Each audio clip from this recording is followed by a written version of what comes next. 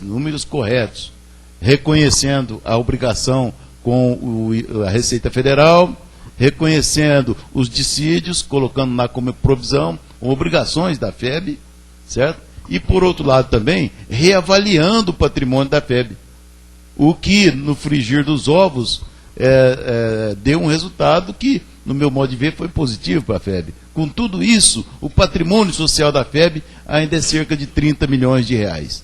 Ou seja, se a FEB for vender tudo que ela tem de patrimônio, do seu ativo, para pagar todas as suas obrigações, inclusive a dívida com a Receita Federal, com os dissídios, tudo, ainda vão sobrar uns 30 milhões de reais.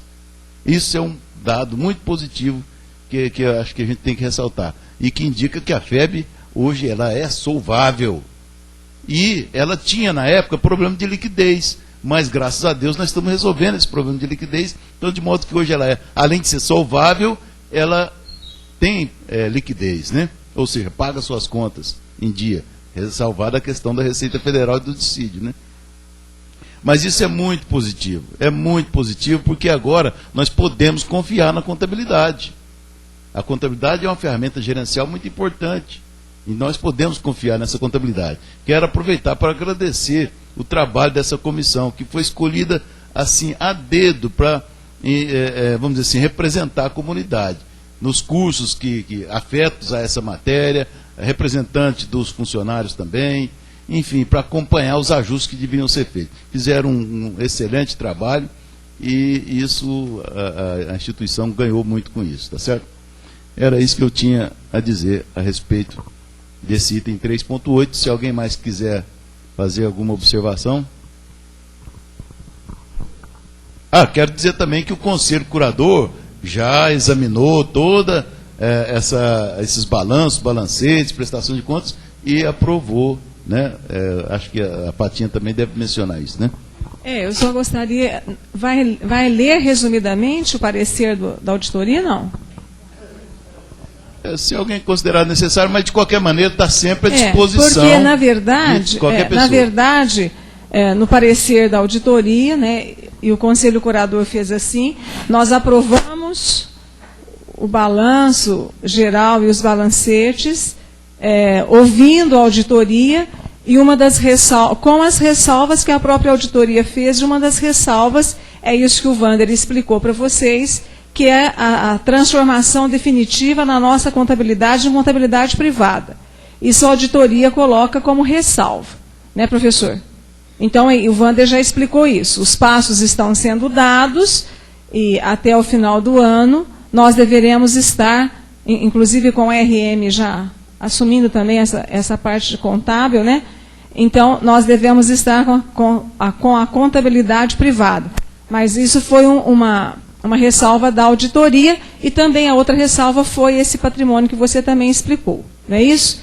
Então, o Conselho Curador aprovou, seguindo as ressalvas da auditoria. Perfeito.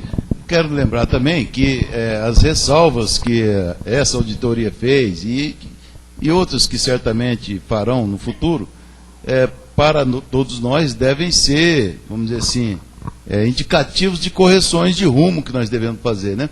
Às vezes a auditoria constata um ou outro probleminha aqui e ali, e isso serve, ela indica para que a gente possa consertar aquilo nos próximos exercícios. É esse o trabalho da auditoria.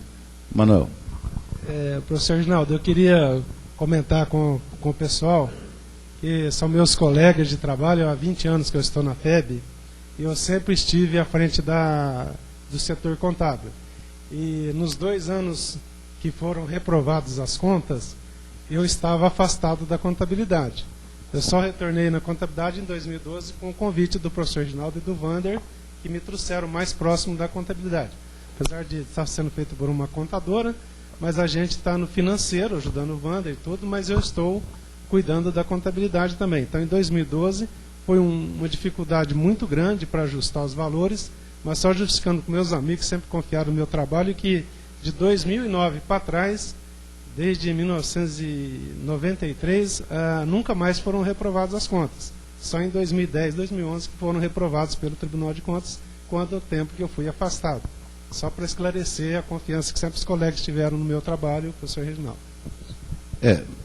Eu também não quis, vamos dizer assim, mencionar e nem responsabilizar nenhum funcionário, evidentemente, com a minha fala, né?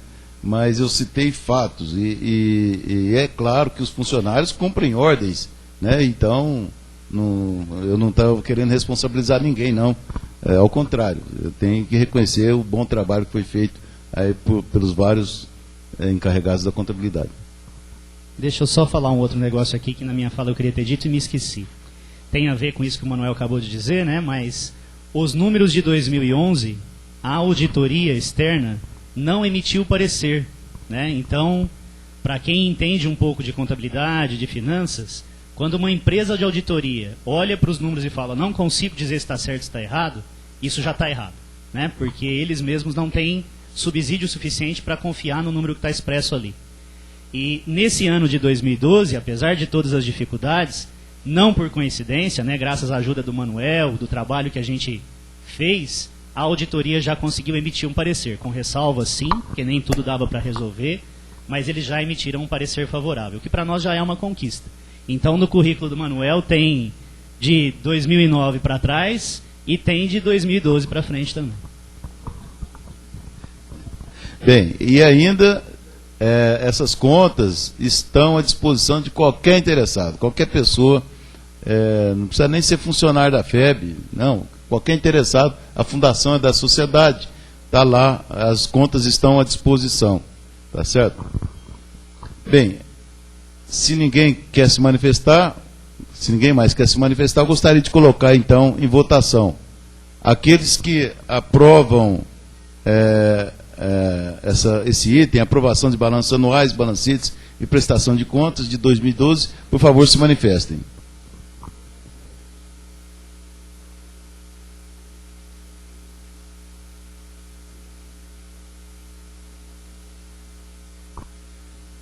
Aprovado por unanimidade. Mais uma vez agradecendo o trabalho vigoroso da comissão que acompanhou todo esse trabalho de ajuste aí.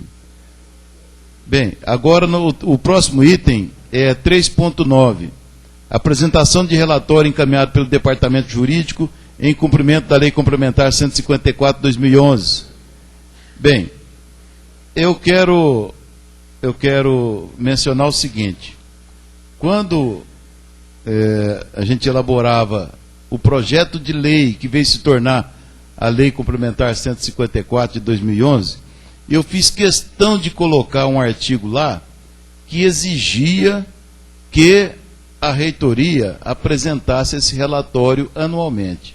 O que é esse relatório? Aliás, por que nós colocamos isso? Porque nós viemos a saber, em 2011, nós viemos a saber que a FEB tinha sido autuada pela Receita Federal em 2009. Em 2009, a Receita Federal veio aqui, lavrou um auto de infração que dava 20 milhões de reais e ninguém ficou sabendo, a não ser a reitoria. O Conselho Universitário não ficou sabendo, porque eu já participava do Conselho Universitário. O Conselho Diretor, na época, também, se ficou sabendo, não falou para ninguém. Mas é um fato grave. Como é que uma instituição como a FEB é autuada em 20 milhões de reais e ninguém fica sabendo?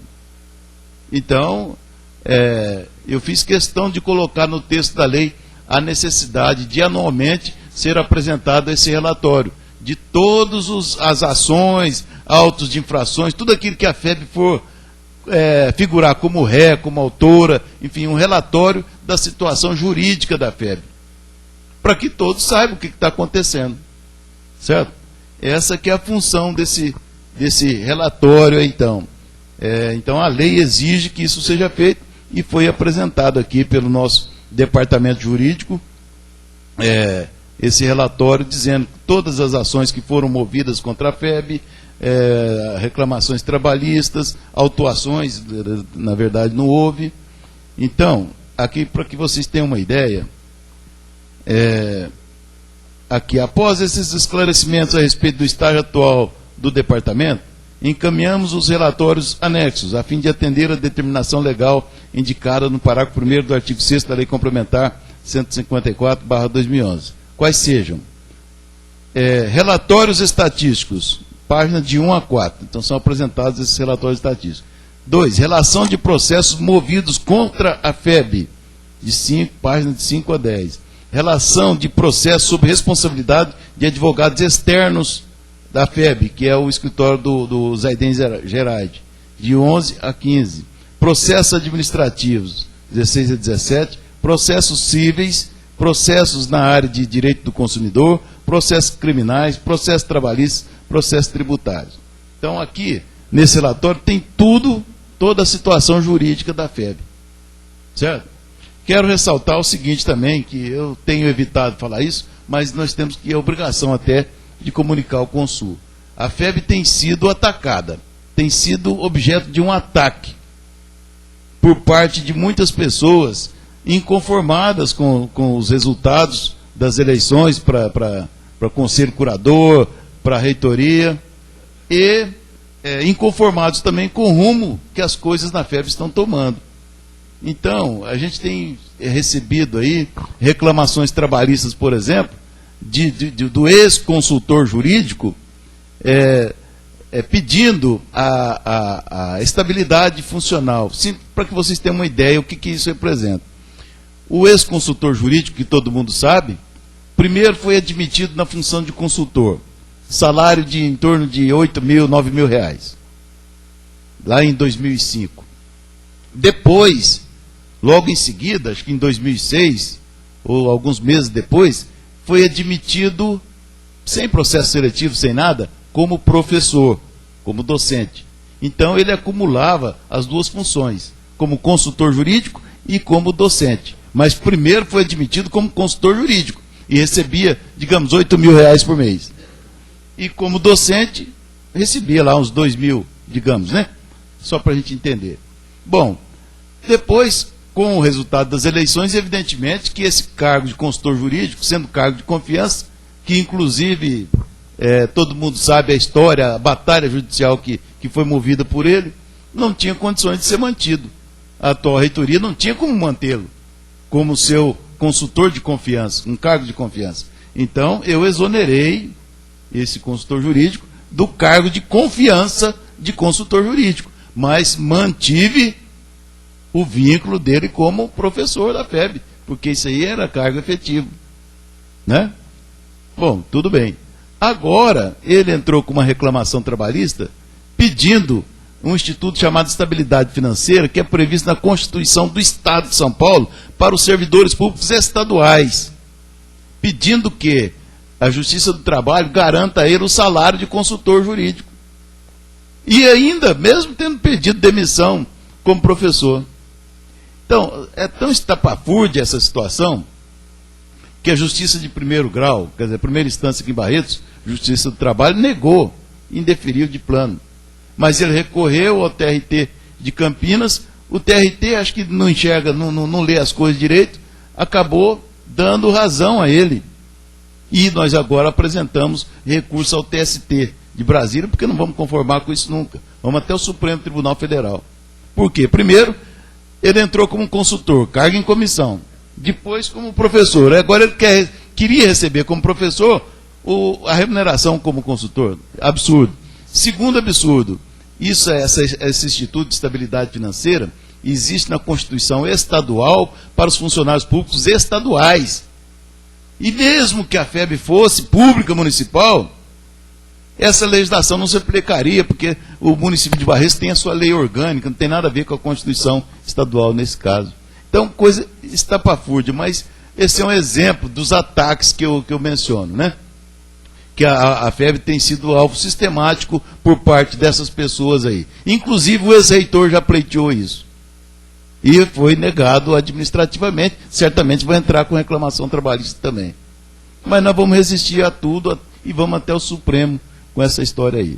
Um outro assunto que é bom o Consul também ficar sabendo, questão de estacionamento aqui dentro. Já houve um caso de automóvel aqui que foi amassado, um outro amassou, e como a pessoa não identificou quem foi o autor, veio reclamar com a FEB que a FEB tinha que pagar, indenizar o conserto do automóvel.